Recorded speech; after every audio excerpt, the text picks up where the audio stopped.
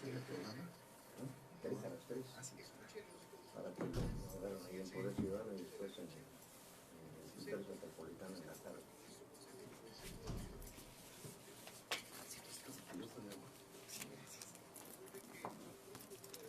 Muchas gracias por estar en el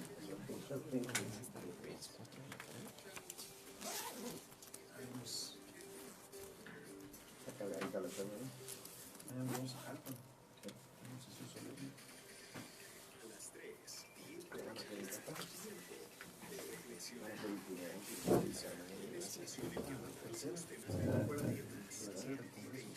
Allá en Juan del Río está. Protagonistas de la historia. 3 a las 3. De la mano del periodista Juan Álvaro Zaragoza. Buenas tardes, bienvenidos a una emisión más de 3 a las 3. Los saluda como todos los martes y jueves su servidor y amigo Juan Álvaro Zaragoza Lomelí, para conversar con gente que tiene cosas muy interesantes que decirnos, y de verdad, va a haber cosas muy interesantes, no se lo pierda, y si no, pues en podcast tiene la oportunidad de volver a verlo. Nuestro invitado de hoy es el diputado Hugo Cabrera Ruiz, a quien tengo la fortuna de conocer desde hace muchos años. Estaba haciendo cuentas, Hugo, te conocí cuando fuiste presidente municipal de Colón hace 28 años. Estabas bien jovencito. Más joven, señor Zaragoza. Bueno, sigues estando joven, pero estabas muy jovencito. Sí, 25 años cuando gané la candidatura a presidente municipal. A los 26 era presidente y, como siempre lo digo, a los 29 ya era expresidente municipal. Y sí, desde esa época. Es más, si me permite, nos conocemos un poquito antes, cuando yo era líder juvenil en el estado. Exacto. Que fue del 86 al 89. O sea, ya tenía 21 años, entre 20 y 21 años. Ya traías en la vena política, en la sangre. ¿Hay antecedentes en tu familia de actividad política, Hugo? Sí, señor Zaragoza. Si bien tiene uno su propia personalidad, pero es indiscutible que en la familia hay cosas que trae uno efectivamente en la sangre, y cuando vive uno en un ambiente donde alguna actividad es reiteradamente comentada, como es la política, pues se termina uno por contagiar más, ¿no? Y sí es el caso, pues, de mi padre, en paz descanse, lo recuerdo que también usted lo conoció. Así es. Fue presidente municipal en el primer trienio del doctor Palacio Alcocer. Mi tío, el hermano mayor, fue presidente municipal. Mi abuelo fue presidente municipal y diputado local. Incluso en 1923, hace poco publicamos una fotografía, también la he por ahí 2 o 3 veces compartido con la gente, del 1 de julio de 1923, con José María Truchuelo, gobernador de Querétaro, constituyente el 17 por Querétaro. Está mi abuelo como diputado local y el primer presidente municipal de Colón. Esa fecha tan significativa para mi municipio, 1 de julio de 1923, cuando se erige Colón como municipio libre. Entonces, sí traemos un poquito o sea, está en la sangre, de antecedente en la sangre, efectivamente. Y bueno, ya por nuestra cuenta, pues hemos corrido en esta actividad tan azarosa y más en estos momentos tan compleja, señor Zaragoza. Ya vamos a platicar de ello a lo largo de estos 50 minutos que nos restan. Como es nuestra costumbre, vamos a dar una breve semblanza. Bueno, lo más importante ya lo dijo, que era donde quería llegar. Todos sus antecesores, muchos de sus antecesores han estado en la actividad política. Es algo que se trae en las venas, que se tiene como vocación. Hasta podía ser un virus, digamos, incluso. Y bueno, pues Hugo ha sido un buen representante porque, pues como ya lo dijo, sí, efectivamente yo lo conocí cuando era un joven que fue dirigente, siempre en el PRI. Eso sí, también es una etiqueta que no te vas a quitar nunca, Hugo, por la trayectoria que tienes, por los triunfos y los fracasos que también has recibido. Ahorita nos platicas de eso, cuando ya tenías la candidatura en la mano y que por asuntos de género te tuvieron que bajar. Bueno, él es, ya lo dijimos, dirigente se llama Movimiento Juvenil Revolucionario en ese momento. A mí me toca la transición del MNJR, Movimiento Nacional de Juventud Revolucionaria, a ser el primer dirigente en Querétaro del Frente Juvenil Revolucionario, y después ya la Red de Jóvenes por México, que es actualmente el nombre de la expresión juvenil que hay dentro del PRI. Exactamente. Actualmente él es diputado local por la 59 legislatura y coordinador de la bancada de la bancada priista. Es miembro del PRI de 1979 y ocupó, decíamos, el cargo de presidente del Frente Juvenil. Ya aclaró este cambio en el nombre. En 1986, también del 91 al 94 fue presidente municipal de Colón, ya lo comentamos, que fue donde tuvimos un mayor trato en aquel tiempo. Yo periodista, él ya un joven político consolidado, diputado local en la 54 legislatura, que fue del 2003 al 2006, o sea, es la segunda ocasión que... Es la segunda ocasión que tengo la oportunidad de estar en el Congreso. También, a pesar de que se te fue en una ocasión, fuiste diputado federal y coordinador de los diputados federales priistas del 2015 al 2018, y ahora, en esta oportunidad, estás nuevamente como diputado local. Es correcto. Has sido delegado en muchos estados, ¿no? He tenido la oportunidad también de estar como delegado con tareas de partido desde la época juvenil, los años ya más recientes en Durango, estuve como responsable en 10 municipios de Durango. Posteriormente tuve la oportunidad también de hacer tareas político-electorales en Baja California, en Ensenada, en la parte norte de Veracruz, en la región Totonaca de Veracruz. Fui por parte de la CNC, la Confederación Nacional Campesina, que ha sido, después del Frente Juvenil, el sector en el que yo he estado más vinculado por convicción, por origen, por compromiso, por una serie de cosas en las que yo me siento además muy cómodo. Fui delegado de la CNC en Aguascalientes, fui delegado de la CNC en Morelos, delegado general del PRI en Michoacán, también en mi paso como diputado federal. Me tocó el relevo de quien es actualmente el presidente del PRI en nuestro vecino estado de Michoacán. Entonces, sí traemos alguna experiencia en estos temas también de carácter partidista. Exactamente, y en lo académico, bueno, eres licenciado en Derecho por la Universidad Autónoma de Querétaro y entiendo que estás en el proceso de la maestría, o ya tienes la maestría en Derecho Constitucional y Administrativo.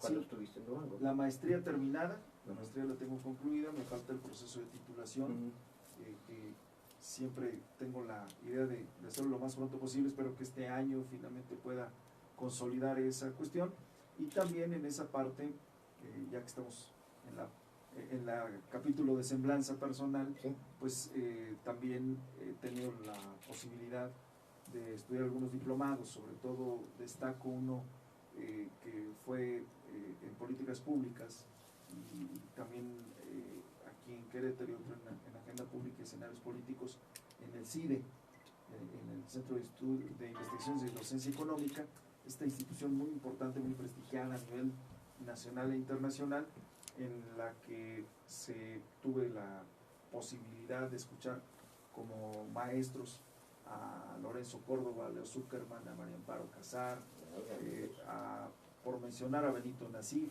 algunos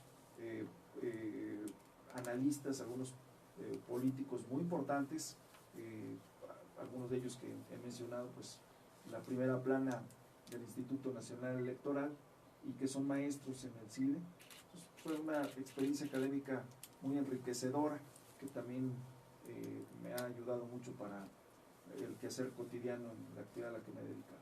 Perfecto. Diputado Hugo Cabrera Ruiz, has probado, ya lo dije hace unos momentos, el sabor del triunfo, de la victoria, pero también de la derrota. ¿Qué te deja eso? Pues precisamente los dos lados de la moneda me ha permitido forjar la personalidad que tengo, con sus insuficiencias, con los defectos que cualquier ser humano tiene, pero que son precisamente eso, muy formadoras, nos permite tener una visión más completa de las cosas. Y es cierto, en la actividad política he conocido los triunfos, porque he ganado 2 consultas a la base, la del presidente municipal, la de diputado local, 3 elecciones constitucionales, que ya en la suma, y estas consultas internas las menciono porque fueron a un universo abierto, al mismo electorado al que enseguida le fui a solicitar su voto para la elección constitucional.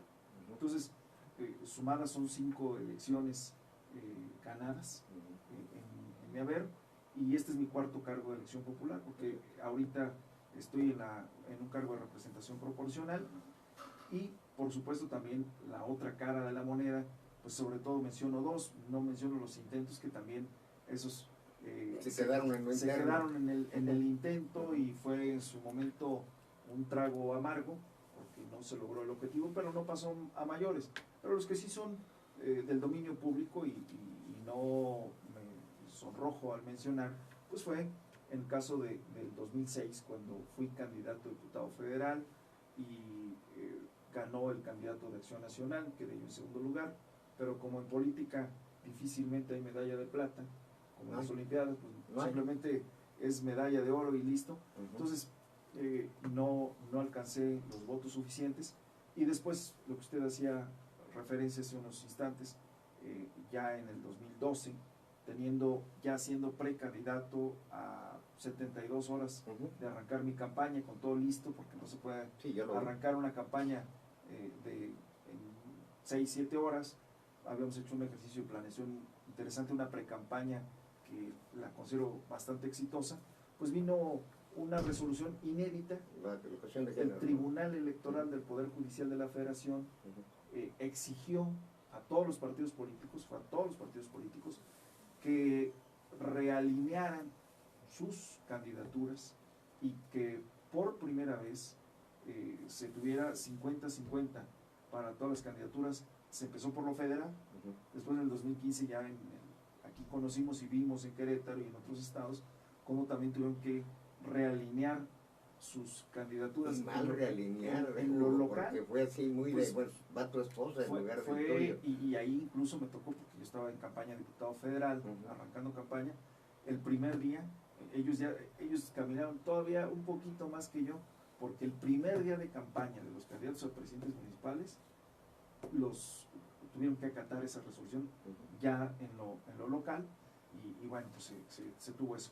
Pero yo, pues sí, en carne propia viví en el 2012 la situación de irme a mi casa y no seguir más una campaña que traía números que nos posicionaban hacia el triunfo electoral. Estabas muy sólido. Entonces, pues sí, tuvimos esa experiencia. Afortunadamente, en esa báscula, en ese termómetro de lo positivo contra lo negativo, pues gracias a Dios ha sido más la parte de los proyectos cristalizados.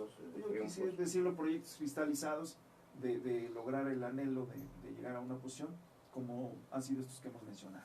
Ven, como les digo, que hay muchas cosas interesantes de política que van a conocer aquí con el diputado Hugo Cabrera Ruiz. Le recordamos nuestras redes sociales y la manera de comunicarse con nosotros, por Facebook, en Poder Ciudadano Radio, en Twitter, @Poder Radio, @Poder TV, Poder Ciudadano Radio, y si quieren mandarnos un mensajito, 442-566-1035. Ya nos llegó el primero hace un ratito, el señor Everardo Gómez te felicita, dice que eres un hombre muy trabajador. Muchas gracias. Esperemos que sigan llegando, porque bueno, esta interlocución que tenemos con nuestra audiencia es la que nos vivifica mucho. Me estás hablando de usted, Hugo, yo te hablo de tú. Es por mis canas, si nos conocemos hace casi 30 años. Lo que pasa es que usted ha sido ya un periodista muy consolidado. Tú eres un político muy consolidado y cuando también. me tocó conocerlo, yo era un chavo con muchos sueños. Pero ya me estás diciendo viejo. No, para nada. No, soy una gente mayor. El respeto. Obviamente es más joven y seguramente tiene mucho futuro político, del cual vamos a en su momento abordarlo. Vámonos por temas. Ya vimos rápidamente un perfil, no puede ser tu hoja de vida porque es inmensa, pero ya la audiencia tiene una idea de quién es Hugo Cabrera, que actualmente además coordina a los diputados locales del Partido Revolucionario Institucional, en otra época en la que están Hugo. Ya se acabó el PRI todopoderoso, están muy reducidos en el Congreso Federal, aquí han perdido fuerza también, y bueno, eso por esa parte veo que tu actuar político se ha duplicado, triplicado por la misma, es la percepción que tengo, por la misma situación, ¿no? O sea, tienen que revivir el PRI está muerto, está en agonía, está tratando de tomar oxígeno. ¿Cuáles son las condiciones reales del PRI? Es decir, tú lo ves de adentro y lo ves con pasión, pero yo quisiera que hicieras un análisis interno con mucha objetividad de qué pasa con el PRI nacional y qué pasa con el PRI local. En política, y estos años que efectivamente ya se han sumado, son 3 décadas de participación, sería muy grave que con lo que hemos caminado para bien, para mal o para estos momentos complicados, no tuviéramos la frialdad y la objetividad de ver el escenario en el que estamos parados. Y yo reconozco que el PRI no está muerto, hay un priismo que está vivo, que está muy lastimado, que vivimos la etapa más complicada de la historia del instituto político, incluyendo el origen como Partido Nacional Revolucionario, como Partido de la Revolución Mexicana. No hay un antecedente tan delicado como este que estamos viviendo, indudablemente, porque usted ha dado datos que son incontrovertibles. O sea, en política, como en muchas cosas en la vida, las cosas se miden por números y las matemáticas son frías. Infalible. Y hoy nos dice que la representación que tiene el PRI en los congresos, en todos aquellos órganos colegiados, porque podríamos decir desde el Congreso de la Unión, los congresos locales, los ayuntamientos, que también son cuerpos colegiados, y donde hay representación de distintas fuerzas políticas, en todas estamos disminuidos. El número de votos que tuvimos en la elección presidencial es la más baja que hemos tenido en la historia de las elecciones. Me tocó, y aquí hablo a título personal, por eso tal vez hemos logrado transitar hacia otros estadios, porque me toca a mí vivir el PRI hegemónico como líder juvenil. El superpoderoso, el omnipresente, el omnipotente. El PRI que era imbatible, el PRI que hay que reconocer con autocrítica, abusamos, y cómo hoy cobran vigencia las palabras de Luis Donaldo Colosio, que estamos tan cerca del 23 de marzo, del aniversario luctuoso, de aquel 6 de marzo, que por cierto me tocó estar en el Monumento a la Revolución. Ese discurso memorable. Ese discurso memorable, que yo ahorita para este comentario rescato una frase, en donde él decía que no era posible que la militancia conociera a los candidatos en el momento en que se erigen como candidatos. Palabras más, palabras menos. Y abusamos entonces en la etapa del PRI hegemónico, porque llegaba gente sin compromiso, sin identidad. Yo recuerdo incluso, señor Zaragoza, y usted que conoce también, que tiene incluso algunos textos sobre la política queretana, cómo nos dábamos el lujo de mandar a la Sierra Gorda, hacia mi región de Colón. ¿Qué es la que además de tus favoritas, todo el te la pasas? Ahí está mi corazón. No, fíjese que apenas voy mañana, en estos últimos meses. Sí me gusta y además he tenido la oportunidad de representarlos. Pero ¿a qué voy? Mandábamos, y lo digo en plural, como con la responsabilidad de ser miembro de un partido político que en esa parte abusamos, de mandar personajes ajenos totalmente a la región, que algunos incluso algunas anécdotas de esa picardía política decían: véanme, porque no me van a volver a ver, nada más me llevo su voto y adiós. Entonces hasta la me parece que en ese tipo de cosas nos fueron cobrando factura. El 88 fue un parteaguas para el priismo. Se quedó siempre la suspicacia de si se había ganado o no se había ganado. No obstante, y aquí debo yo acotar, sabiendo que mi comentario puede no gozar de la popularidad de quienes están escuchando y viendo, yo creo que sí, por este espacio, en en el sentido de que me tocó ser presidente municipal con Carlos Salinas en la presidencia de la República, y fueron 6 años en donde hubo oportunidad de que muchas cosas cambiaran en nuestro país. Se lograron muchas cosas, lo digo como expresidente municipal, en donde se lograron cosas importantes, pero no dejo de ver que el 88 fue el parteaguas para poner al partido, al PRI, en una situación de una primera llamada fuerte de atención, una crisis. Algunos politólogos se van más allá y hablan del propio 68 como una fractura importante en el sistema. Pero me voy al tema partidista. El 88 fue, sin duda, una llamada de atención muy severa. Se lograron algunas cosas remediar, pero no fue suficiente. Y esto se ha venido arrastrando hasta este 2018, en donde, desgraciadamente, estamos muy acotados, donde hoy, por comparar la primera vez que fui diputado local, que la oposición en su conjunto éramos 13 contra 12 del partido gobernante en Querétaro, y que adicionalmente éramos el PRI, la segunda fuerza política. En San Lázaro, de 2015 a 2018, donde me tocó ser diputado federal, éramos la primera fuerza. La legislatura pasada, 206 diputados. De los 500, éramos la mayoría más robusta, éramos la mayoría además perteneciente al mismo partido que el Ejecutivo Federal.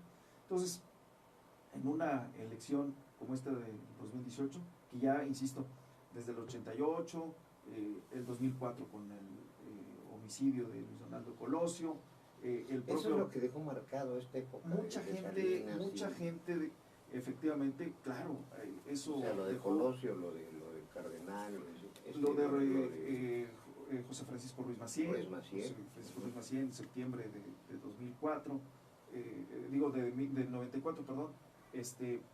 Todo eso fue sumando. Ahí lo llamas ya como la primera gran crisis del partido. El 88, junto con la finalización del sexenio, llega un candidato que, recordará usted, hizo historia, fue un buen presidente, porque los números, exacto, pero él desde la Asamblea Nacional dijo, acuñó una frase que caló hondo en el priismo, lo de la sana distancia.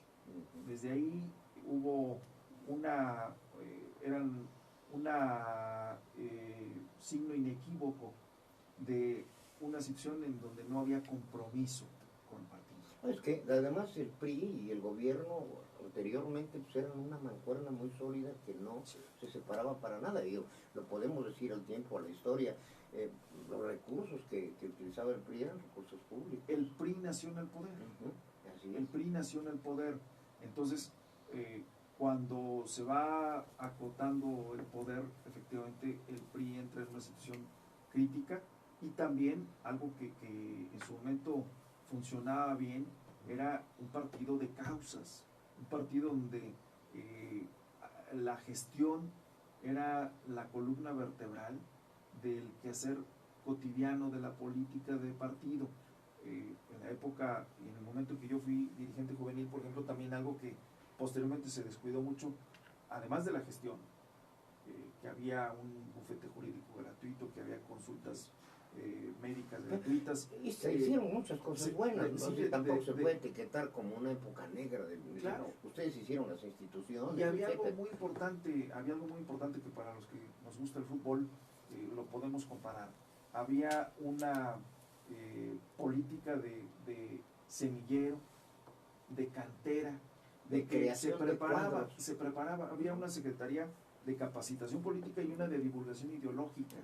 O sea, yo recuerdo haberme recetado, por así decirlo, los estatutos del partido y haber presentado algunos exámenes, haber participado en concursos de oratoria que también eran muy importantes, y era una plataforma para los nuevos cuadros.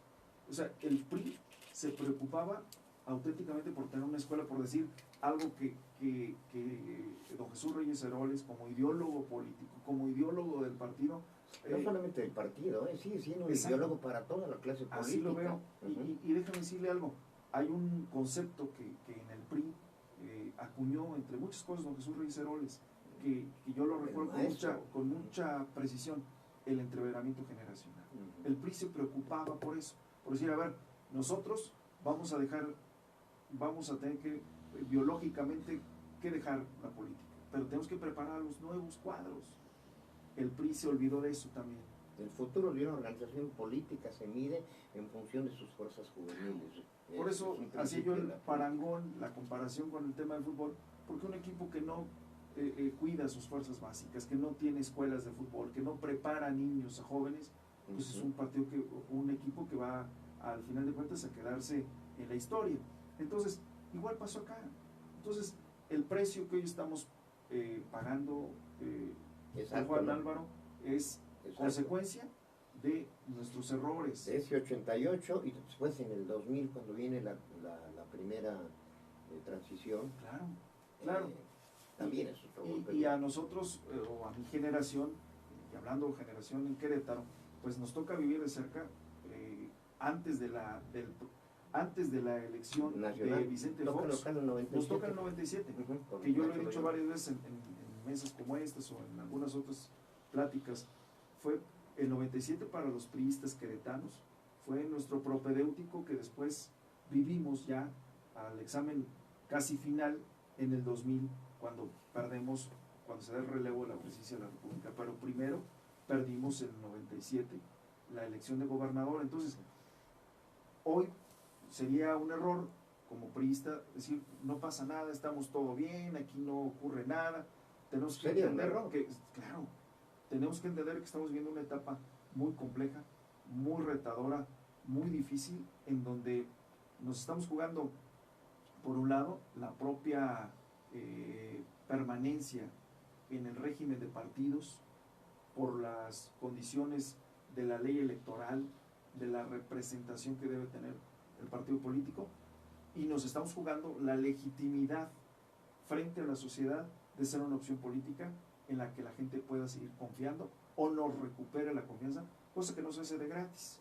O sea, no es ni por decreto ni por simpatía, es en virtud del trabajo que cotidianamente se tiene que hacer. Eso yo creo que queda claro ya para todos los partidos políticos. O sea, a nivel nacional vivimos, incluso yo creo que fue mucho más allá de lo que todos esperábamos, tanto ustedes los políticos en activo como nosotros los analistas, fue una ola mucho más elevada de lo que se esperaba por esta situación.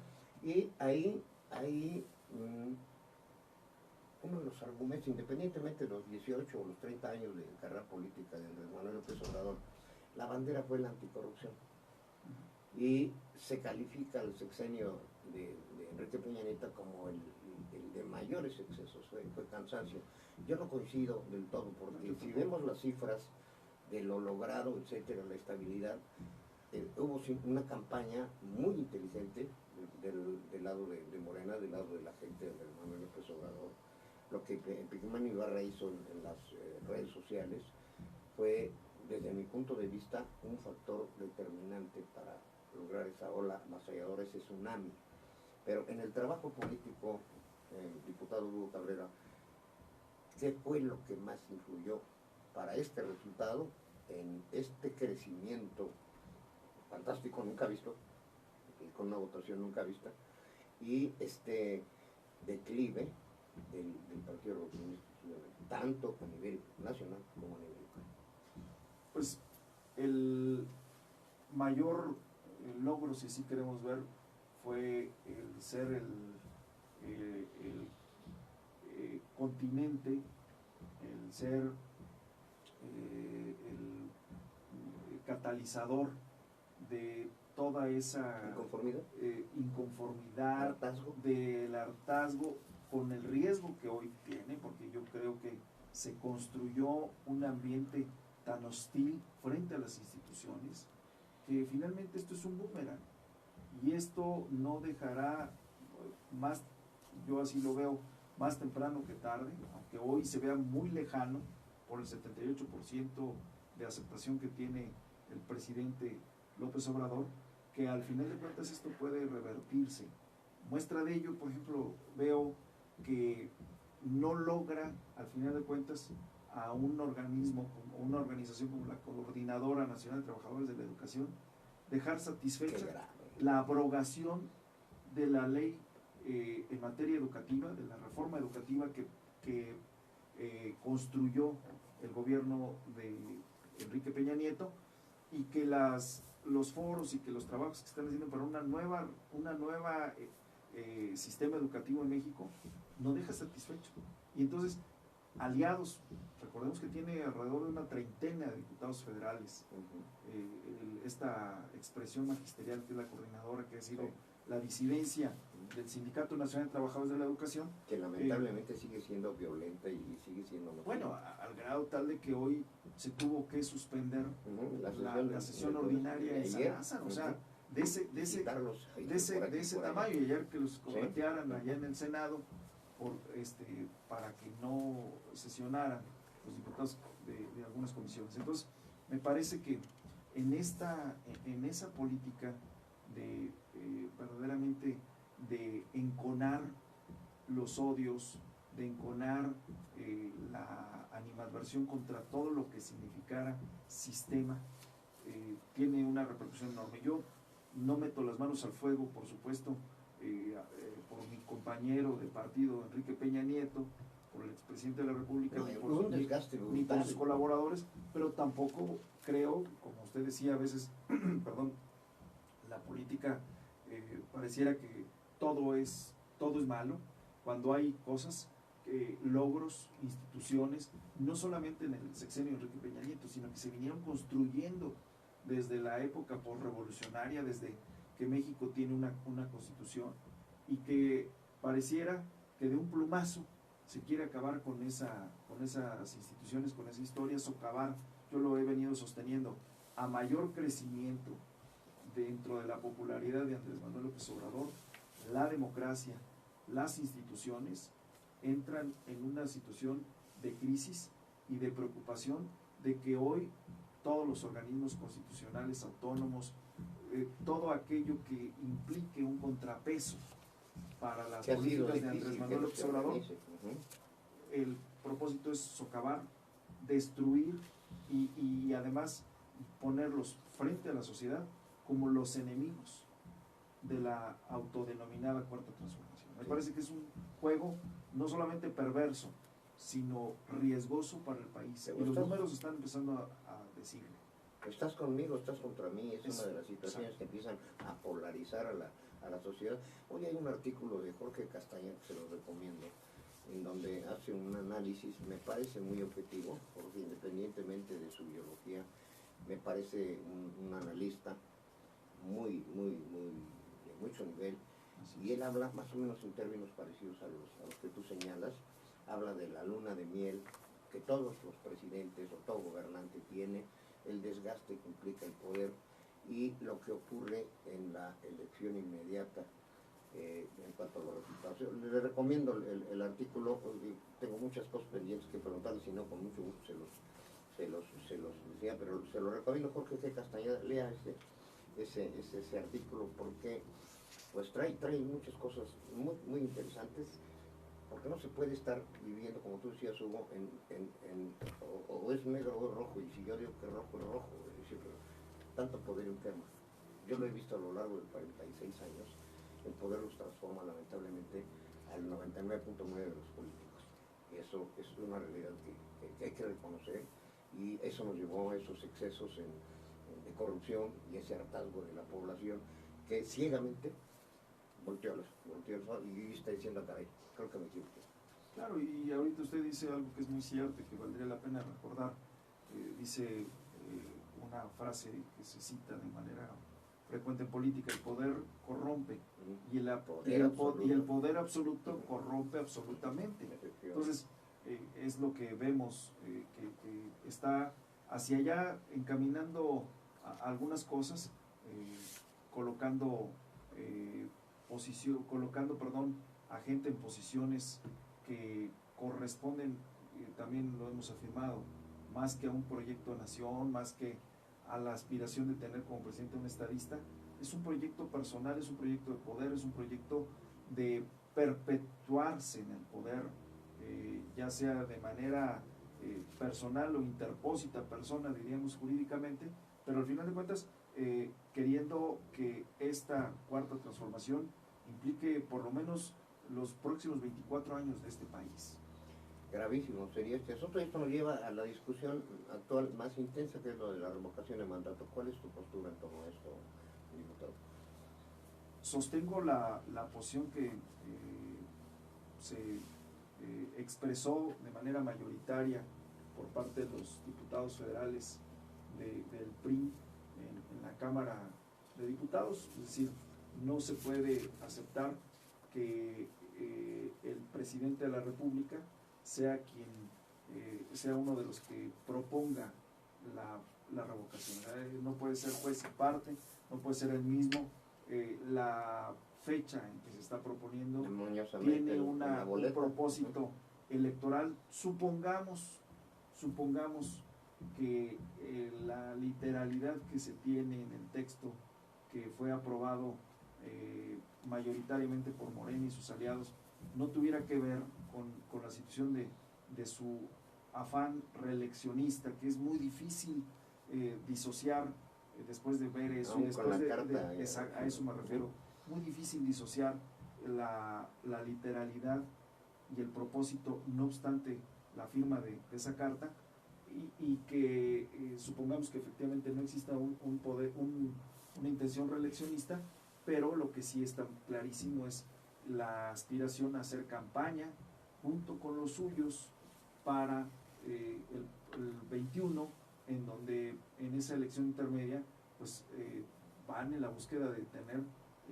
todas las fichas en la Cámara Federal de Diputados, crecer en el número de gubernaturas por las elecciones concurrentes que se tienen, elecciones concurrentes también para ayuntamientos y para congresos locales. Entonces esto evidentemente no podemos permitir. Yo confío mucho, y así se está viendo, no cuentan con la mayoría absoluta en el Senado, lo ha declarado el propio coordinador de Morena en el Senado, el senador Ricardo Monreal, no cuenta con la mayoría calificada que se requiere para una reforma constitucional, y entonces ahí puede detenerse esta iniciativa y ya no llegar a los congresos locales como parte del constituyente permanente. De entrada, nosotros, el texto en los términos que está aprobado por la mayoría de Morena, nosotros los diputados del PRI estaríamos votando en contra de ese dictamen, de esa minuta, en ese sentido. Ahí sí, yo creo, bueno, y tú conoces las entrañas del poder y conoces el funcionamiento de las cámaras, ¿no? En ese punto, por ejemplo, como lo han logrado detener algunas otras, sí se ha tratado de conformar ese contrapeso que es indispensable en una democracia. Sí. Entonces, esa parte yo sí diría que están actuando patrióticamente, independientemente de los intereses personales. Bueno, pero la entrevista es para ti, ¿no? Por lo que yo opine, y el tiempo se nos va muy rápido, Hugo. Traigo muchos temas y muchas preguntas, calculando el tiempo a reserva de que, pues, si no lo agotamos, agendemos una nueva entrevista, porque siempre será muy interesante verte desde la oposición, porque hemos visto en el poder, y ahora desde la oposición evidentemente que la óptica cambia. Quisiera que me hicieras favor de hacer un análisis de las condiciones del PRI local. ¿Cómo anda? Soy congruente con lo que he sostenido desde hace ya varios meses, sobre todo a raíz de la elección de 2018. No podemos sostener la sección del partido con una dirigencia en Querétaro que los resultados no le favorecen, y vuelvo a lo que hace un rato mencionaba. En política, como muchas cosas en la vida, se miden en base a resultados. Los resultados no fueron favorables para el PRI en Querétaro. Fueron catastróficos. Hubo ingredientes nacionales, que por supuesto Querétaro no es una ínsula, no estaba aislada de lo que está ocurriendo en el resto del país. Pero también hay que recordar que muchos priistas, es el dicho directamente de ellos, dejaron al priismo local por no estar de acuerdo con algunas decisiones. Incluso yo voy más allá, señor Zaragoza, en el sentido, por ejemplo, de que no solamente fue por los resultados electorales, sino desde la integración misma de los órganos de gobierno que tiene el PRI. ¿A qué me refiero? No hubo una política de inclusión en los consejos políticos municipales, en los comités municipales. Estos son los órganos de gobierno que tiene el PRI. Obviamente en el Consejo Político Estatal, sí, en el Comité Directivo Estatal. O sea, se convirtió en un soliloquio, en un club de amigos, y esto se reprodujo en los municipios. Entonces no es casual que mucha gente desde ese momento se sintió excluida. Viene después el momento de las candidaturas, que siempre es álgido en cualquier instituto político, y en el PRI, por supuesto que se vive con gran pasión la posibilidad de representar al partido en una candidatura. Y también ahí se cometieron errores que se pudieron haber evitado. Y lo digo de esa manera categórica porque están los números. Hubo municipios en donde nos fuimos a la tercera, cuarta, quinta fuerza. O definitivamente lo perdieron. O sea, no, bueno, no, o sea, claro que se pierde, desde que no se gana el primer lugar, pues se pierde. Pero a lo que voy es que nunca habíamos tenido el caso de que no tengamos ni siquiera regidores en el ayuntamiento, como pasa en Ezequiel Montes. A eso me refería, o sea, que perdieron la presencia total. Total. O sea, no tenemos una representación en ayuntamientos. Nosotros nos fuimos a cuarta, quinta fuerza. Tenemos hoy solamente 3 ayuntamientos. Las y el presidente municipal, sé que a diario hacen un gran esfuerzo, pero son 3 de 18. Y eso no pasó por el tema directamente de Andrés Manuel, o de la candidatura de José Antonio Meade, o de una serie de cosas. Esto fueron decisiones locales. O sea, para no darle vueltas, fue una mala actuación, una omisión, errores de Juan José Ruiz, y en cierta parte la influencia que pudo haber tenido sobre esto el exgobernador Calzado. ¿Sí? Yo creo que cada uno tiene que ser responsable. La segunda parte no la puedo yo sostener. Yo creo que Juan José se le dio en su momento la facultad y la confianza para que él dirigiera el partido, independientemente de la liga que pueda tener. A mí me parece que él es el responsable directo, obviamente, del equipo del que él decidió rodearse. Entonces, y que los resultados electorales están ahí evidentes. Y después de los resultados, no se tiene la atención ni con los perdedores del partido, ni con los que tienen una representación. No se ha logrado tener puentes, vasos comunicantes. En su momento también vivió la presidencia, o el presidente del partido, la dirigencia estatal, una situación de una confrontación terrible con la dirigencia nacional del partido. Hoy está en una guerra fría, una situación, allá está la dirigencia nacional, acá está la local. ¿Y por qué lo digo? Porque no tenemos delegado general del partido. O sea, desde hace meses. Entonces, ¿lo mantendremos ocupado su regiduría? Todo esto pues nos hace pensar que es momento de hacer, de acuerdo a nuestros estatutos, un relevo que permita que oxigene el partido. Yo he escuchado en este ir y venir por los municipios con gente que hay amistad y confianza, dice, yo no me acerco al partido mientras esté la misma dirigencia. Entonces, estamos en un escenario muy complejo porque muchos están en una política de brazos caídos, de indolencia total. Otros expresan su renuncia al partido.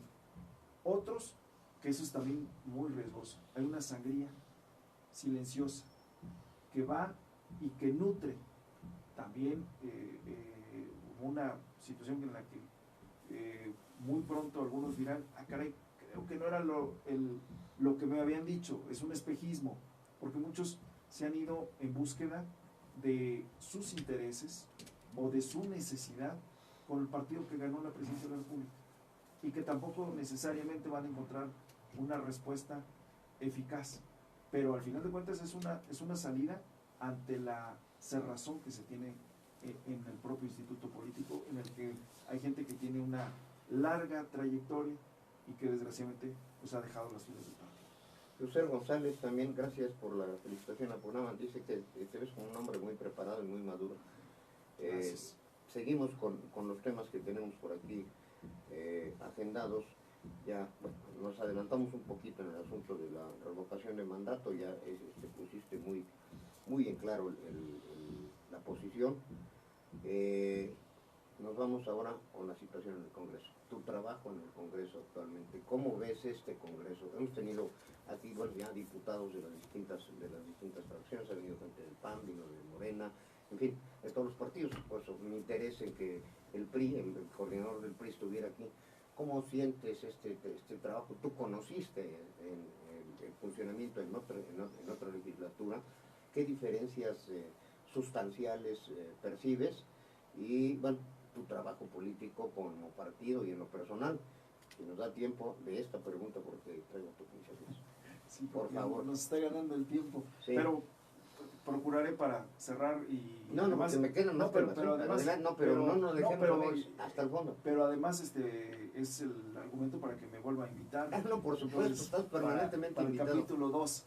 Pero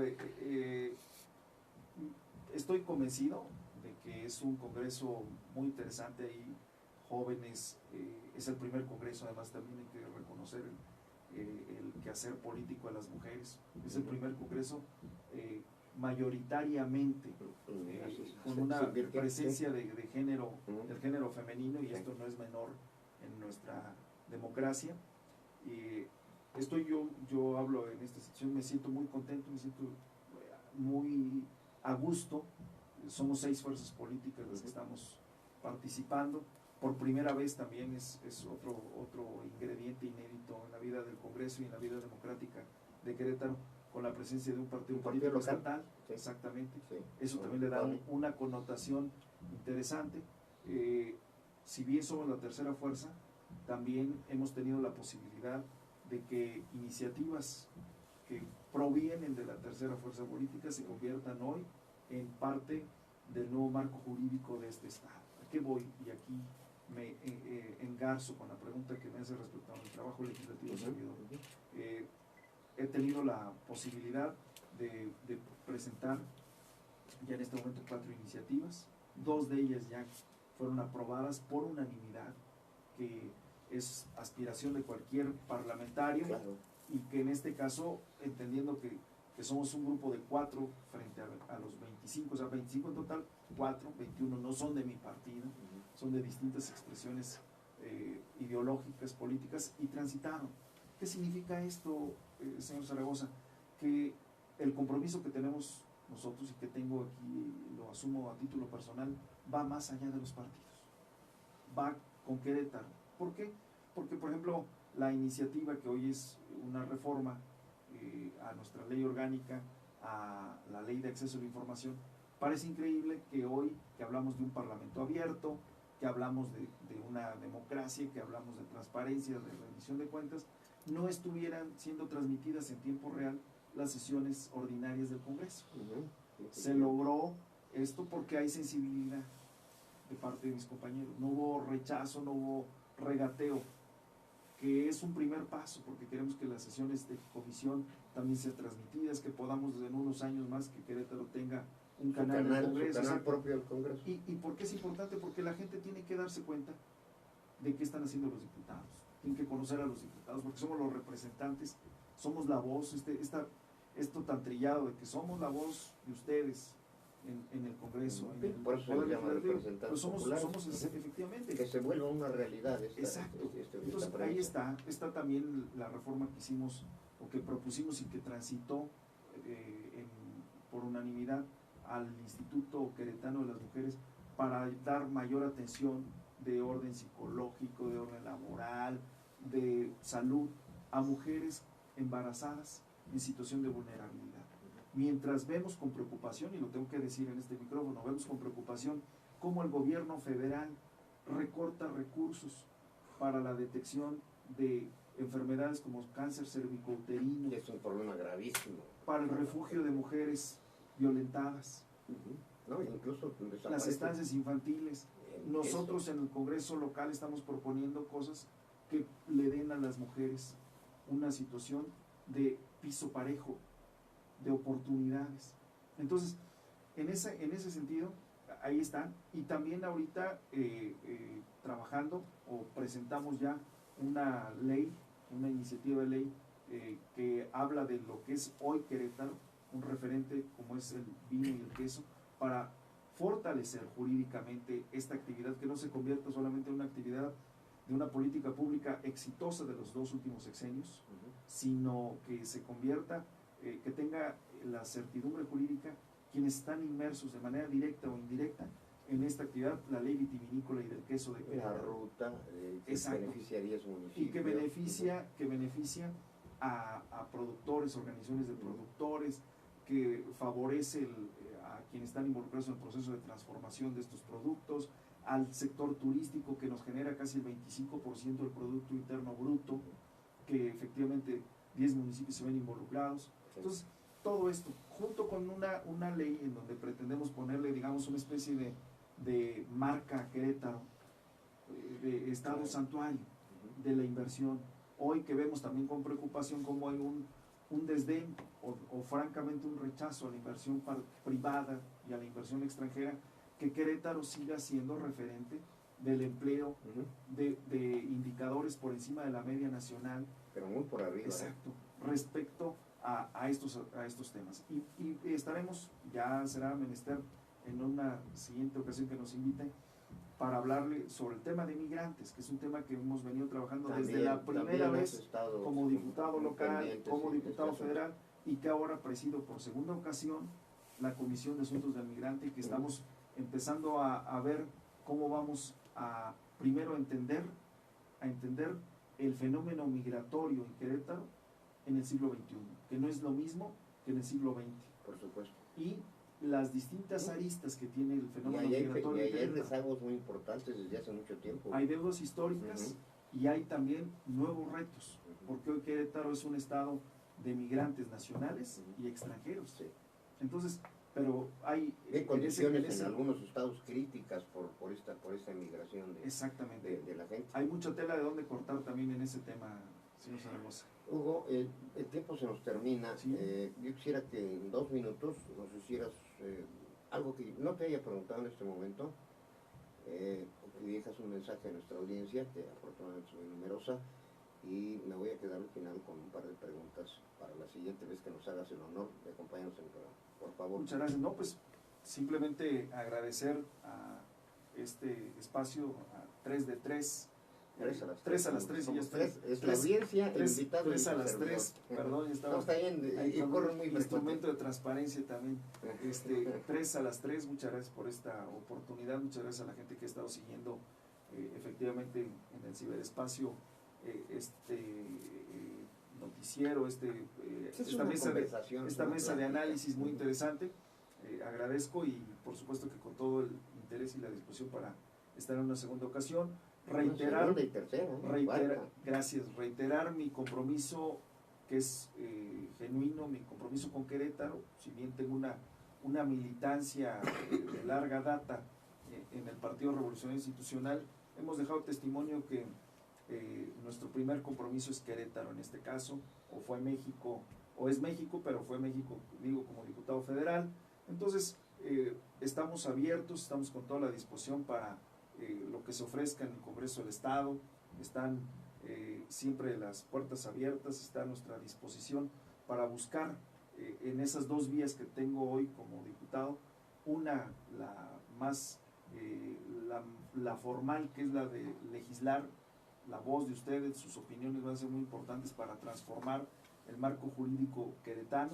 Y 2, una encomienda que nos ha hecho la sociedad ya desde hace muchos años a quienes pasan por esta posición, que es el tema de la gestión. Y no obstante que hoy no somos el partido en el poder, ni en la mayoría de los municipios, ni en el Estado, ni en la Presidencia de la República, no es razón para cancelar nuestra disposición de tocar junto con ustedes las puertas de las dependencias y de todas las instancias para favorecer y para cristalizar muchas aspiraciones que tienen los queretanos. Entonces yo me reitero, como siempre, a la orden de Querétaro. Pregunta Rosendo González, ¿cuándo es la fecha de cambio en el PRI estatutariamente? Es en el 21, estatutariamente es en el 21. Por ahí, si no me equivoco, de abril o mayo, como dice la canción. O sea, ya cuando se hayan decidido los candidatos. En el 21 es exactamente, estatutariamente, políticamente el tiempo se agotó. Vamos a ver qué pasa. Hugo, se nos terminó el tiempo y me quedan muchas preguntas aquí pendientes, pero hacemos el compromiso que en cuanto lo permitan las agendas, claro que sí, con mucho gusto, lo seguimos conversando, porque hemos dado una rápida vista hacia el pasado, un somero análisis del presente, Pero pues el 21 no está lejano, Hugo, y No, no está voy a lejano. dejar la pregunta en el aire, como lo hice con el diputado de Morena. Tu aspiración al 21, ¿me la contestas? En la siguiente. Mientras la pienso. Ok. está más que claro, eso se lo digo yo. No, la contesto desde ahorita. Servir a Querétaro, no hay otra. Muy bien, muchas gracias al diputado Hugo Cabrera Ruiz por esta conversación. A usted, ya lo sabe, por su preferencia, por su atención. Muchas gracias. Recuerde que tenemos programación continua de las 9 de la mañana a las 9 de la noche. Son cerca de 60 programas. Este programa lo puede usted ver